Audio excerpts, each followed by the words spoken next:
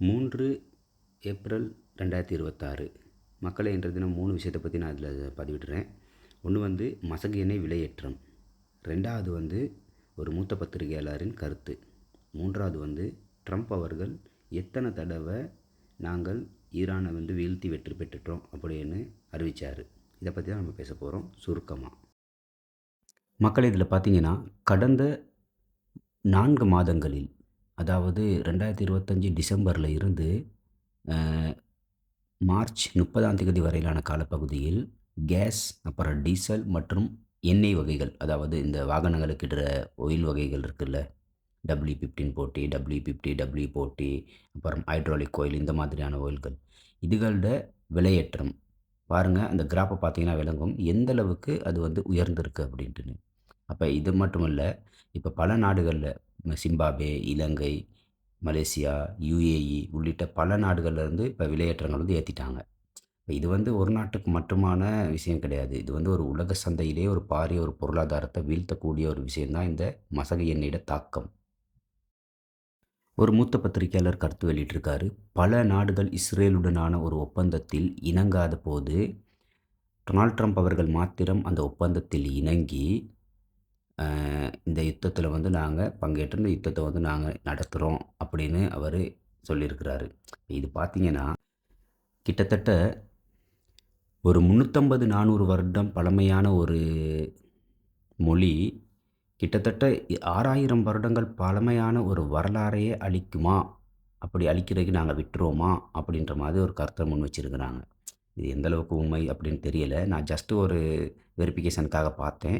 கிட்டத்தட்ட அது ஒரு 6000 பழமையான வருடங்கள் தான் தாண்டி வருது இந்த ஈரானுடைய வரலாற்று. அப்போ அப்படி இருக்கப்போ அவங்க வந்து எந்த இடத்துலையுமே இது வரைக்கும் அடிப்படைஞ்சது கிடையாது இல்லையா? அவங்களோட வரலாறு பற்றி பார்க்கும்போது இப்போ மட்டும் அவங்க அடிப்படைஞ்சிருவாங்களா அப்படின்னு தான் ஒரு கேள்வி கேட்க தோணுது. இன்னொரு விஷயம் பார்த்தீங்கன்னா, ட்ரம்ப் அவர்கள் கடந்த 30ஆம் தேதி வரை, கடந்த மாதம் 30ஆம் தேதி வரையில் 12 தடவைகள் வந்து அவர் ஈரானை வந்து நாங்கள் வீழ்த்தி வெற்றி பெற்றுட்டோம்னு அறிவிச்சிருக்கிறாரு. இப்போ இந்த மாதத்தோட சேர்த்து கிட்டத்தட்ட 17 தடவைகள் அவர் அப்படி கருத்தை அறிவிச்சிருந்தாலும், இப்போ வரைக்கும் ஏன் நாங்கள் இன்னும் 2 வீக் ஆகும், 3 வீக் ஆகும் இந்த யுத்தம் போகிறதுக்கு அப்படின்னு பல பத்திரிகைகளையும் பல வலைத்தளங்கள்லையும் இந்த பதிவு வந்து பதிவிட்டு அவங்களோட கருத்துக்களை முன் வச்சிருக்கிறாங்க. அப்போ இது வந்து அமெரிக்கா வந்து தங்களுடைய ஏதோ ஒரு வகையில் நாங்கள் வந்து இப்படி அடிபணிய மாட்டோம் அப்படின்றத வந்து காட்டுறதுக்காக கூட இப்படி அவர் அறிவிச்சுக்கிட்டு இருக்கலாமோ அப்படின்னு. அவர் வந்து இப்போ ஒரு விளையாட்டு பிள்ளையாக மாறிட்டாருன்னு தான் சொல்கிறாங்க. Our strategic objectives are nearing completion. Tonight, every American can look forward to a day when we are finally free from the wickedness of Iranian aggression and the specter of nuclear blackmail. Because of the actions we have taken, we are on the cusp of ending Iran's sinister threat to America and the world. And I'll tell you, the world is watching. And when we do, when it's all over, the United States will be safer, stronger, more prosperous, and greater than it has ever been before. இவ்வாறான தாக்கங்கள் வந்து பல நாடுகளுக்கு வந்து பொருளாதார ரீதியிலிருந்து ஒரு பெரிய நெருக்கடி. இந்த ஐக்கிய அரபு அமீரகத்தை எடுத்துக்கிட்டாலும் இங்கே வந்து இனி இல்லைன்ற அளவுக்கு பங்கு சந்தையெல்லாம் வீழ்ந்து, அவங்களுடைய இன்வெஸ்ட்மெண்ட் அதெல்லாம் வீழ்ந்து, இப்போ வந்து பிஸ்னஸ் அப்படின்றது வந்து ரொம்பவே டவுன் ஆகி தான் இருக்குது. அப்படி இருக்கப்போ இது வந்து ஒரு நாட்டுக்கு மட்டுமல்ல, பல நாடுகளுக்கு இந்த நிலைமை வந்து பாதிப்புகளை ஏற்படுத்துது. இப்போ இது எந்த அளவுக்கு போய் நீடிக்கும்னு தெரியலை.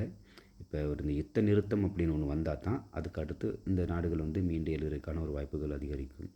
ஏன்னா இது இப்படியே இன்னொரு 2 மாதம் தொடர்ந்துச்சுன்னா அதுக்கப்புறம் வங்குரோத்து நிலைக்கு கொண்டு செல்லப்படும் பல நாடுகளோட நிலைமை. பணவீக்கம் ஏற்படும். அப்போ பணவீக்கம் ஏற்பட்டுச்சுன்னா அது வந்து நாட்டுக்கு வந்து ஒரு மிகப்பெரிய கேடு. நிறைய விஷயங்கள் இருக்குது. என்ன தான் நடக்குதுன்னு பார்ப்போம்.